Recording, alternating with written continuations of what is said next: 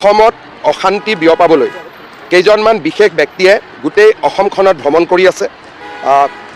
আমাৰ হৰ্ষ মণ্ডল আৰু প্ৰশান্ত ভূষণ তেওঁলোকে অসমৰ বিভিন্ন স্থানত গৈছে যোৱাকালিৰ পৰা।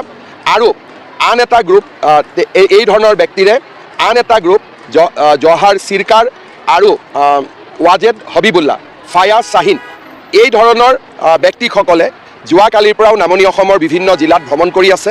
তেওঁলোকে কেৱল সংখ্যালঘু সম্প্ৰদায়ৰ নেতাসকলক লগ পাইছে, জামাতি ইছলামিক লগ পাইছে। অসমত এটা অশান্তিৰ বাতাবৰণ বিয়পাবৰ কাৰণে NRCৰ সময়ত যেনেকৈ এই ব্যক্তিসমূহ অসমলৈ আহি NRCখন ফেইল কৰিছিলে, তেনেকৈ আৰু এটা প্ৰচেষ্টা আৰম্ভ কৰিছে।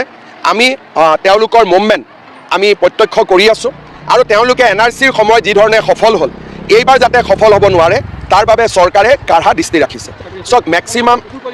মেক্সিমাম এই ফেচবুক একাউণ্টবিলাক পাকিস্তান আৰু বাংলাদেশৰ। আপোনালোকে যদি ফেচবুক একাউণ্টবিলাক চাই, ইয়াৰ অৰিজিন বাংলাদেশ আৰু পাকিস্তানৰ। অসমত কংগ্ৰেছ, জামাতি ইছলামী হিন্দ, প্ৰশান্ত ভূষণ, হৰ্ষ মণ্ডলৰ দৰে ইণ্টেলেকচুৱেল আৰু বাংলাদেশ পাকিস্তানৰ পৰা কিছু এলিমেণ্ট বহুত বেছি সক্ৰিয় হৈ আছে অসমখনক দুৰ্বল কৰিবৰ বাবে। আমি সকলো অসমীয়া আৰু ভাৰতীয় এই অঞ্চলটোত এদিন বিক্ষোভৰ অগনি জ্বলিব আৰু এই বিক্ষোভে আমাক সকলোকে অশান্ত কৰিব। জনজাতি লোকসকলৰ মাটি ইয়াত সুৰক্ষিত আছে, সুৰক্ষিত থাকিব, তেওঁলোকৰ মাটিত কোনো অসুবিধা নহয়। কিন্তু য'ত মৰাণ, মটক, আহোম, কোচ ৰাজবংশী, গোৰ্খা তেখেতসকল বহি আছে যুগ যুগ ধৰি, তেওঁলোকক মাটিৰ অধিকাৰ দিয়াটো উচিত।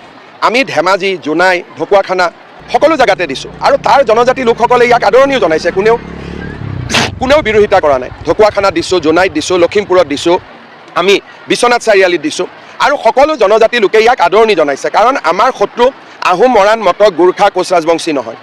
আৰু জনজাতি আৰু আমি অসমৰ খিলঞ্জীয়া জাতি সত্তা, আমি যদি একে হৈ থাকিব পাৰোঁ তেতিয়াহে আমি অসমখন বচাব পাৰিম। আজি মাৰ্ঘেৰিটাৰ বিপদটো আহোম, মৰাণ, মটকৰ পৰা অহা নাই, গোৰ্খাৰ পৰা অহা নাই। লাহে লাহে মাৰ্ঘেৰিটাখনত 10-12 হাজাৰটো অচিনাকি মানুহ জমা হ'লেই।